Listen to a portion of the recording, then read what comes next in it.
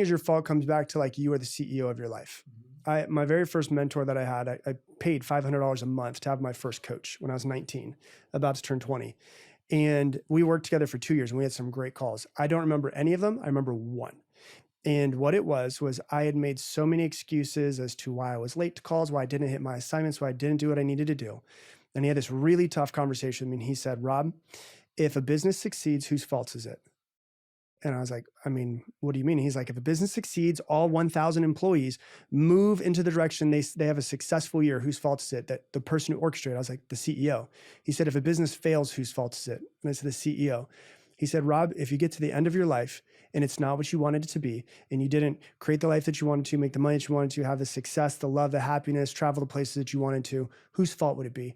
And I said, it'd be my fault. And he said, if you did create the life that you wanted to, you had the love, the happiness, the abundance, everything that you wanted, whose fault would that be?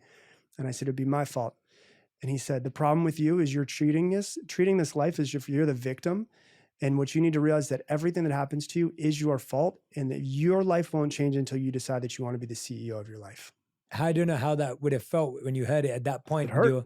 Yeah, exactly. With that mindset, like, and I think a lot of people today would find that offensive. They might get hurt by it. They might, how did you transfer that energy to be like, no, this is actually helpful. It's not hurtful. Yeah. I mean, I was a little bit hurt, but I felt truth.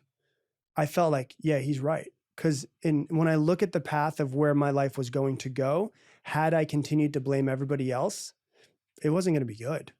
But when I looked at people who I knew who took full ownership of their life, one of my probably my first mentor, without even it being on purpose, was my Uncle Dan, who was an incredibly successful guy, had a bunch of success, but also was incredibly giving, always so loving.